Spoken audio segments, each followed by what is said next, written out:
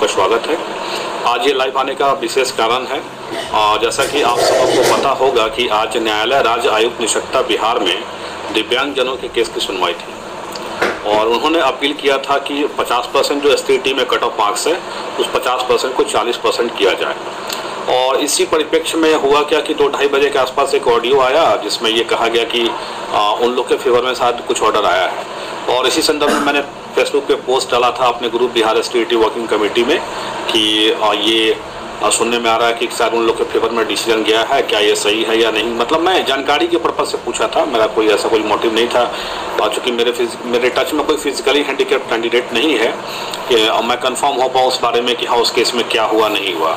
दूसरा बात ये भी है कि न्यायालय राज्य आयुक्त निशक्ता जो बिहार जो कोर्ट है वो कोर्ट एक सिविल कोर्ट के तौर पे कार्य करता है। ये हाई कोर्ट और सुप्रीम कोर्ट नहीं है कि मैं वेबसाइट से तुरंत केस नंबर डालूंगा और पता कर लूँगा कि हाँ इस केस में आज क्या सुनवाई हुआ और क्या नहीं हुआ। इसलिए एक्यूरेट जानकारी मेरे पास नहीं थी, लेकिन इसी पूछने के पर्पज से मैंने पोस्ट किया था। लेकिन बाद में लोगों ने बताया कि सर ऐसा कोई ऑर्डर हुआ नहीं है। हम लोगों ने भी अपने से पता कराया इस बारे में, तो पता चला कि ऐसा कोई ऑर्डर नहीं हुआ है। दूसरी बात, अगर ऐसा ऑर्डर हो भी जाए तो क्या फ़र्क पड़ने वाला है, ये सोचिए आप।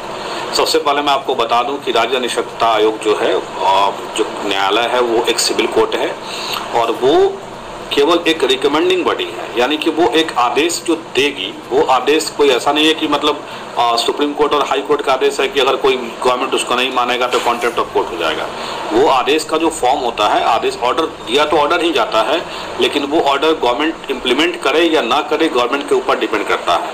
अगर गवर्नमेंट उस आदेश को मानती है, उसके रिकमेंडेशन को मानना ना मानना गवर्नमेंट के ऊपर डिपेंड करता है। और इसके लिए 90 दिनों का समय रहता है। 90 दिनों के अंदर जो है गवर्नमेंट अगर नहीं मानेगी तो अपना रीज़न वो एक्सप्लेन करते हुए जो अभ्यर्थी हैं जिन्होंने केस किया था, कंप्लेन किया था, उनको दे देगी और साथ ही साथ जो न्यायालय राज्य आयुक्त निशक्ता बिहार है उसको भी फॉरवर्ड कर देगी, बिहार बोर्ड या बिहार गवर्नमेंट जो भी है। और अगर मान लेगी तब तो कोई बात ही नहीं है, लेकिन ऐसा कोई मानेगी नहीं। क्योंकि आपने पहले भी देखा होगा कि STT 2019 की जब परीक्षा हुई थी ऑनलाइन, तो राज्य न्यायालय राज्य आयुक्त निशक्ता में उस टाइम भी ये कंप्लेन हुआ था कि जितने भी जो दिव्यांगजन अभ्यर्थी हैं उनको जो है उनके गृह जिला में उनको मिलना चाहिए एग्जामिनेशन सेंटर।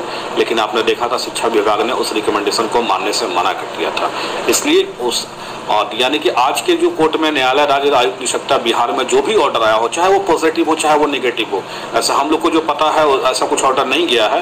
लेकिन अगर वो उन लोग के पक्ष में भी जाए चाहे विपक्ष में भी जाए, व्हाटएवर जो भी जाए, वो कोई हाई कोर्ट सुप्रीम कोर्ट नहीं है, वो एक सिविल कोर्ट का ऑर्डर है और वो एक रिकमेंडेशन के फॉर्म में रहेगा। गवर्नमेंट को मानना ना मानना उसके ऊपर डिपेंड है। और गवर्नमेंट मानेगी, आपको लग रहा है ऐसा, वो तो पहले से ही आपको भी पता है कि गवर्नमेंट ऐसा ऑर्डर मानने वाली है नहीं।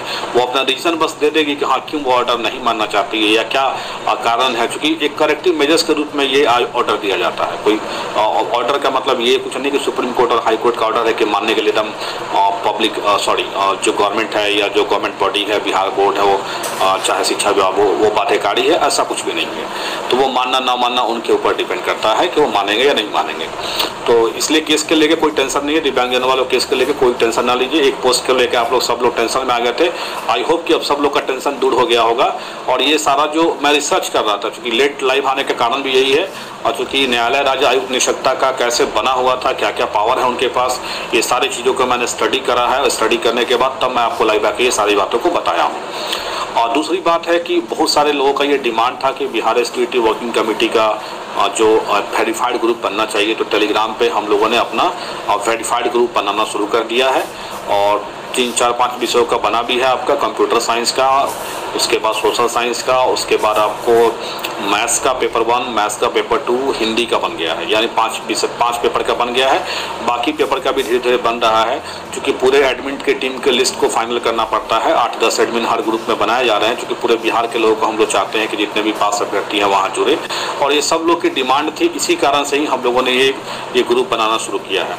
बहुत सारे लोग इसको एक हवा बना रहे हैं कि ये लोग डाटा ले रहे हैं, तो कोई डाटा लेने की हम लोगों को कोई ऐसी ज़रूरत नहीं है। और मेरा खुद का result Bihar STT working committee के फेसबुक पेज में डाला गया है, डेट ऑफ बर्थ सहित। हाँ, मैं एक आपसे रिक्वेस्ट करूंगा, जो लोग भी वेरीफाई करवा रहे हैं, वेरीफाई करके ग्रुप में जुड़ रहे हैं, प्राइवेसी इशू को लेकर आप अपना डेट ऑफ बर्थ, अपना रोल नंबर, अपना एप्लीकेशन नंबर उसको हाइड कर लीजिए और उसको हाइड करने के बाद जो है वेरीफाई करा लीजिए। और वेरीफाई कराने के लिए जो एडमिन का नंबर जारी किया गया है उसी एडमिन से संपर्क करिए। अभी मैंने 5 विषय के बारे में बताया है, 5 ही विषय का जारी हुआ है। बाकी विषयों का भी जैसे जैसे जारी होगा हर जगह पोस्ट होता है। यूट्यूब पे भी आप कम्युनिटी में जाकर पोस्ट देखिएगा, वहाँ आपको मिलेगा। फेसबुक पे भी हम लोग का जो ग्रुप है बिहार स्टेट वर्किंग कमेटी, वहाँ भी आपको मिलेगा।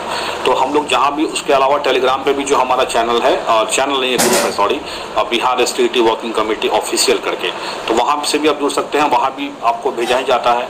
लेकिन एक चीज़ कंफर्म है कि जो भी एडमिन आपको जोड़ेंगे बिना वेरीफाई किए वो नहीं जोड़ेंगे, वो चाहे मेल हो चाहे फीमेल हो।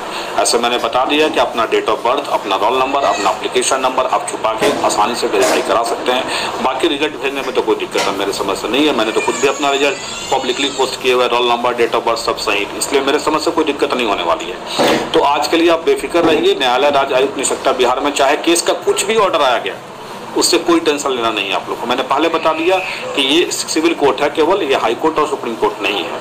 मानना और ना मानना गवर्नमेंट के ऊपर डिपेंड है। अगर मानेगी तो ठीक है, और गवर्नमेंट मानेगी नहीं, क्योंकि मानने का मतलब है कि रिवाइज करना पड़ेगा रिजल्ट को, और रिजल्ट का रिवाइज करना कभी पॉसिबल है नहीं। इसलिए गवर्नमेंट जो है अपना जो टाइम लिमिट होता है इस एक्ट के तहत, इस कानून के तहत प्रावधान होता है 3 महीने का, 3 महीने के अंदर अपना जो है एक जवाब तैयार करके गवर्नमेंट भेज देगी कि क्यों वो इस रिकमेंडेशन को नहीं मान रही है। इसलिए आज के केस के लिए जो आप लोग थोड़ा सा मिसअंडरस्टैंडिंग हो गया था बहुत लोगों को, बहुत लोग थोड़ा परेशान भी हो गए थे कि सर ने एक पोस्ट किया है ऐसा वैसा। मैंने पोस्ट पूछने के पर्पज से किया था कि हाँ क्या हुआ इस केस में, किसी को कोई जानकारी हो तो बताया, लेकिन लोगों ने उसको दूसरे तरीके से इम्प्लीमेंट करना शुरू कर दिया। तब मैंने जाके सोचा कि उनको खुद से रिसर्च करना पड़ेगा। पूरा रिसर्च मैंने खुद से किया अपने से, और रिसर्च करने के बाद तब मैं ये अपडेट दे रहा हूँ।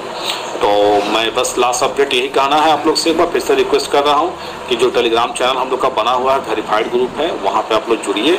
और ये जुड़ने का मतलब है कि एक विषयवार कितने लड़के हर विषय में पास हैं, इसका भी डाटा हम लोग को वहाँ से मिलेगा। और एक चीज़ मैं स्पष्ट बता देता हूँ, जुड़ना और ना जुड़ना ये वॉलंटरी है, ये आपके इच्छा पर डिपेंड करता है कि आप जुड़ना चाहते हैं कि नहीं जुड़ना चाहते हैं, कोई बाध्यकारी नहीं है। हाँ, और कैसे वेरीफाई कराना है इसके लिए भी हमने बता दिया कि अपना डेट ऑफ बर्थ, अपना एप्लीकेशन नंबर, अपना रोल नंबर आप छुपा लीजिए और आप वेरीफाई करा सकते हैं। लेकिन वेरीफाई कराने के बाद ही आपको ग्रुप में जोड़ा जाएगा। और चूँकि हम चाहते हैं कि सारे जितने भी हमारे एसटीटी पास अभ्यर्थी हैं वो सारे एक बैनर में एक जगह इकट्ठा हो जाएं, एक ग्रुप में रहें, वहाँ से कोई भी डिसीजन हम लोग को लेना होगा। और ऐसे में टेलीग्राम पे देख रहा हूँ, टेलीग्राम की फैसिलिटी बहुत ज़्यादा है। फैसिलिटी इन द सेंस कि वहाँ पे वोटिंग कराने का, पोलिंग कराने का, बहुत सारी चीज़ें ऐसी हैं जो अपडेट है व्हाट्सएप की तुलना में। व्हाट्सएप ग्रुप भी हम लोग का जिलावार बना गया है, जिलावार ग्रुप का एडमिन का भी दिया गया है नंबर, वो जिलावार जो एडमिन है वो भी ऐड करेंगे आपको। लेकिन फिलहाल अभी जो सब्जेक्ट वाइज जो लिस्ट जारी हो रहा है धीरे धीरे, वहाँ पे आप लोग जुड़िए।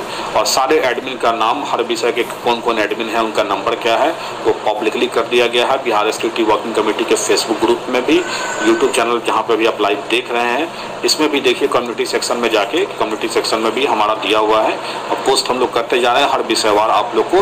तो विषय के जो जो एडमिन होंगे उस एडमिन से आप लोग संपर्क करिए।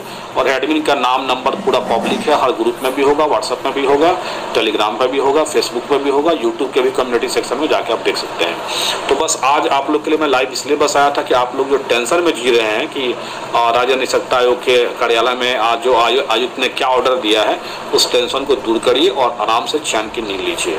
एक और खुशी हम लोग के लिए है इस बात को लेकर, और चूंकि अभी हाई कोर्ट थोड़ा स्लो हो गया है, और स्लो होने के कारण जैसा मैंने बताया था कि बहुत सारे लोगों ने केस किया भी है एसटीटी रिजल्ट पे, तो अभी उन लोग के केस की सुनवाई करने में थोड़ा सा टाइम लगेगा।